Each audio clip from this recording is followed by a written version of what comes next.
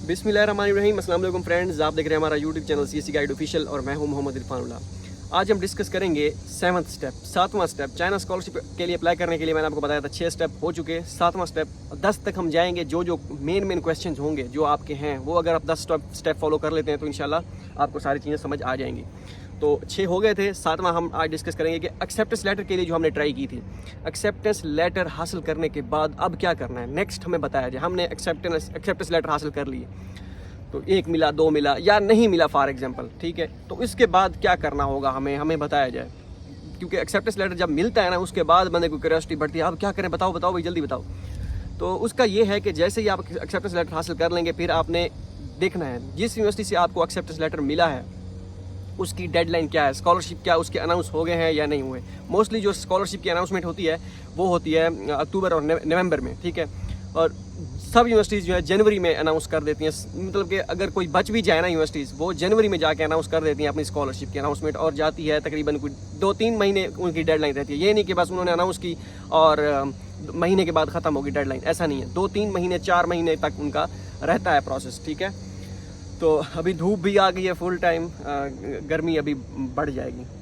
अच्छा, अब क्या करना, अब आप कहेंगे कि हमें कैसे पता चलेगा कि ये अनाउंसमेंट होगी। कोई मसला नहीं है, इंशाल्लाह आप csguideofficial.com फॉलो करेंगे। मैं भी इंशाल्लाह गाय बगाए या के बाद दिगरे वीडियो बनाता रहूँगा कि इस यूनिवर्सिटी के एडमिशन स्टार्ट हो गए, इसके एडमिशन स्टार्ट हो गए हैं, ओके हो गया।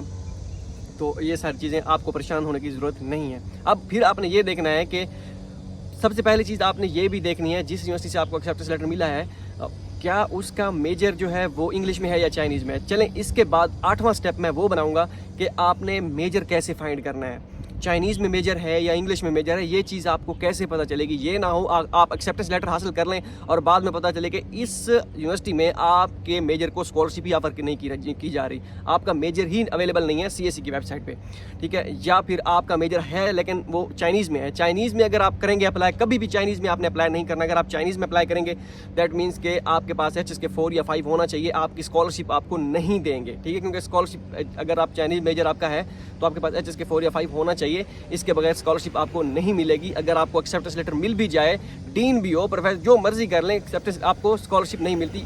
कोई आपको क्या कहते हैं, आपकी किस्मत का सितारा जागे तो वो एक अलग चीज़ है, लेकिन एक डेफिनेट सा रूल है चाइना में, अगर आप चाइनीज़ मेजर में अप्लाई करते हैं CSE स्कॉलरशिप के लिए तो आपको नहीं मिलती स्कॉलरशिप, क्योंकि आपके पास होना चाहिए HSK 4, ठीक है। HSK 4 जैसे आइट्स होता है, इसका इनका चाइनीज़ का इनके लेवल होते हैं 1 2 3 4 5 6, ठीक है, इस तरह। तो HSK 4 आपके पास होना चाहिए। हाँ, समटाइम यूनिवर्सिटीज़ ऐसा करती हैं कि वो कहती हैं 1 साल चले हम आपको पढ़ाएंगे, वो स्कॉलरशिप के खर्चे पे वो जो लैंग्वेज होगा वो हम कराएंगे, उसके बाद आप वो HSK 4 या 5 जो है वो दे के आप मेजर में बैठेंगे। उसके बाद जैसे ग्रेजुएशन आप करेंगे उसके लिए HSK 5 चाहिए होगा, वो एक अलग दर्द सर होता है, ठीक है। तो ये सारी चीज़ें आपने माइंड में रखनी। नेक्स्ट इंशाल्लाह मैं आपको बताऊँगा कि आपने मेजर कैसे फाइंड करना है, कि आपका मेजर कौन सा है, चाइनीज़ में है या इंग्लिश में है, कैसे आपको पता चलेगा, ताकि ये आप सारी चीज़ें पहले ही नोट डाउन कर लें। सम आगे क्योंकि लड़के स्टेप्स फॉलो नहीं करते, उसके बाद जब एक्सेप्टेंस मिल जाता है, जब एडमिशन होते हैं तब कहते हैं कि हमारा तो मेजर इंग्लिश में नहीं है, हमारा तो मेजर चाइनीज़ में, अब हम क्या करें, क्या हम अप्लाई करें, क्योंकि हमारे पास एक ही एक्सेप्टेंस है और मेजर चाइनीज़ में है, बस मैं इसी में अप्लाई कर देता हूँ, हो सकता है स्कॉलरशिप। नहीं है पॉसिबल, ऐसा बहुत ही कम है। 2019 तक जो है CSE भी ऑफर करती थी 1 साल आपको चाइनीज़ लैंग्वेज का पढ़ा के उसके बाद आपको मेजर में इनरोल कर दिया जाता था। HSK 4 आपने टेस्ट क्लियर करके देना होता था, अब उसके बाद ख़त्म कर दिया है, जब से कोविड से पहले ख़त्म कर दी थी सारी चीज़ें इस तरह की। तो आपने बिल्कुल भी इसके लिए अप्लाई नहीं करना कोशिश, क्योंकि यहाँ पर चांसेस ही कम है, अपने आप को वो आप धोखा दे रहे हैं अगर आप उसमें अप्लाई करेंगे। एक्सेप्टेंस लेटर को आपने बिल्कुल साइड में रखना है, ओके हो गया। तो ये सारी चीज़ें, क्योंकि ये वीडियो इसके बाद जो आएगी वो बहुत इंपॉर्टेंट होगी कि आपने मेजर कैसे फाइंड करना है, वो कंप्यूटर स्क्रीन पे मैं आपको बताऊंगा इंशाल्लाह कि आपने कैसे मेजर फाइंड करना है। इसके बाद फिर वो नोटराइज डॉक्यूमेंट्स का बताऊंगा और भी कोई जुड़े सवाल जो होंगे मेन चीज़ के HEC वेरिफिकेशन, ये वो जितने भी क्वेश्चन होंगे वो इंशाल्लाह मैं आपके साथ शेयर करूँगा, ठीक है।